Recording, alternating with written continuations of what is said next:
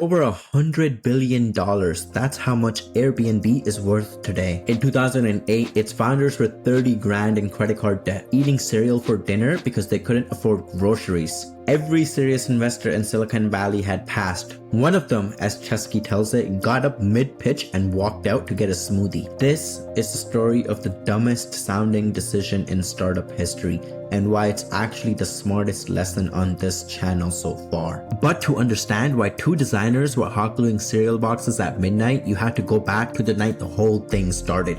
By accident. It's late 2007, San Francisco. Brian Chesky and Joe Gebbia are roommates, both designers, both broke, and rent is due. Then they notice something. A big industrial design conference is coming to town. Every hotel in the city is booked solid. So they have an idea that is barely a business. They buy a few airbeds, they throw up a website, they call it Airbed and Breakfast. Their pitch: crash on our floor and we'll feed you breakfast. 3 strangers actually showed up and paid.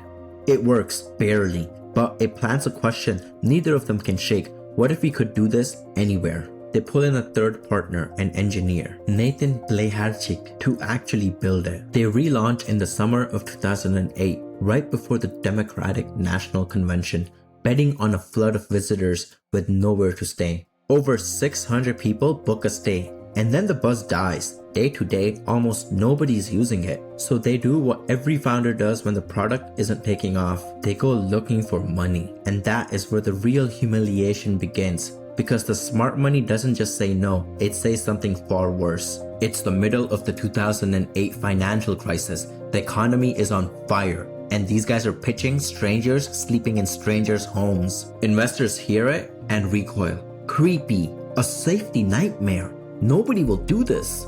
They go out for $150,000, a tiny round, 10% of the company, a $1.5 million valuation. Here's how it goes. Some send a polite no, others don't even reply. Chesky later publishes the actual rejection emails, a wall of the most expensive passes in the venture history. One of the investors, Fred Wilson, who had passed on the idea, and years later keeps a box of their cereal on his desk as a reminder of the deal he had blew. This is the part every hustle video skips, the psychology.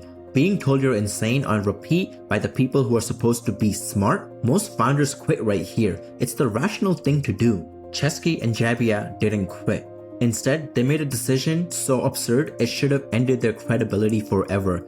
It involved a hot glue gun, and that saved the company.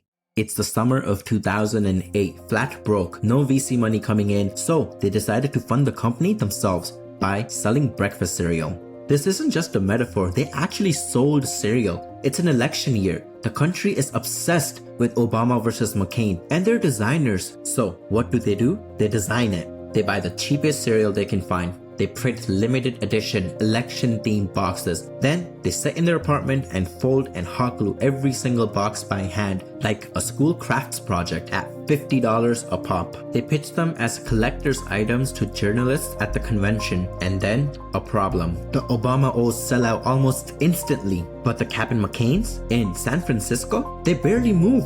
Half the inventory just sits there, so half the plan is dead on the shelf, which makes the number the other half brought in almost impossible to believe. And it's the number that got them one meeting with the one man who could change everything. Roughly $30,000 in non-dilutive cash from cereal. Enough to kill the credit card debt and keep the lights on when everybody who mattered had already written the obituary. That story lands him an interview at Y Combinator in front of Paul Graham. And here's the twist. Graham doesn't like Airbnb.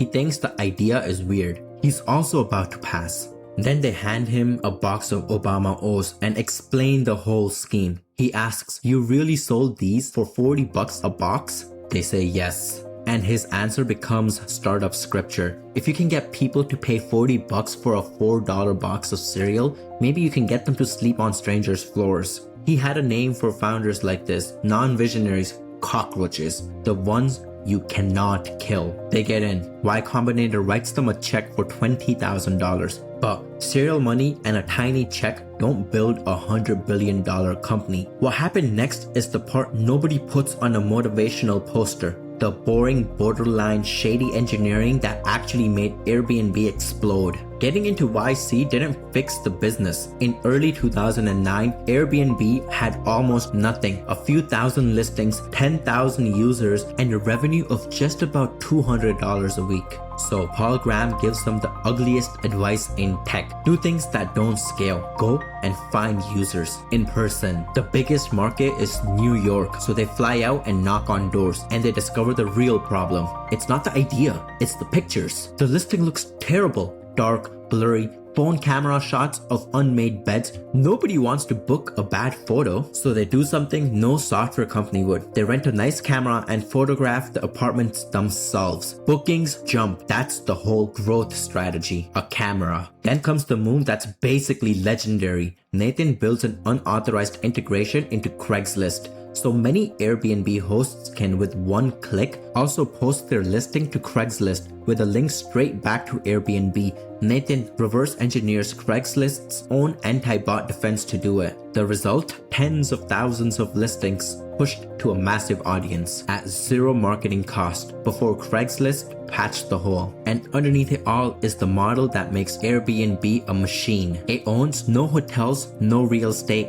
nothing. It just connects the hosts and the guests in one place. As guests increase, the hosts increase, and it's a flywheel that spins itself. That turned 3 broke designers into an empire, which is exactly why what happened in the spring of 2020 should have been the end of their story for real this time. By 2020, Airbnb is a giant. Then the world shuts down. Overnight, nobody travels anywhere. In 8 weeks, bookings fall 96%. 96! The business doesn't slow down, it evaporates.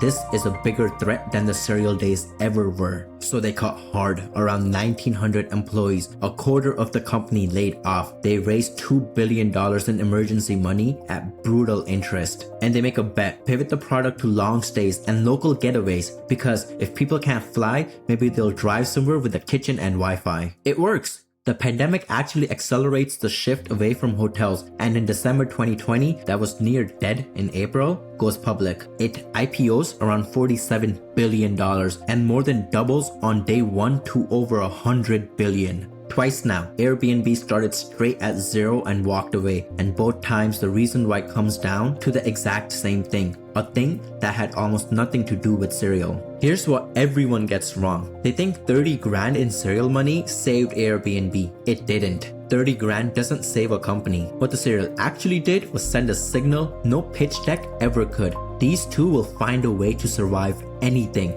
and that's what Paul Graham bought. Not the donut math, the refusal to die. Same thing in 2020. The $2 billion didn't save them. The speed did. The willingness to make an ugly, boring decision fast and buy one more day. So the lesson isn't sell cereal, it's tactical resilience. Somewhere in your business or your career, you'll get a smoothie moment. The person who's supposed to believe in you gets up and walks out. The winners aren't the ones with the cleanest vision. They're the ones who find the dumb, scrappy, unglamorous move that keeps them in the game one more day, because survival is its own kind of proof.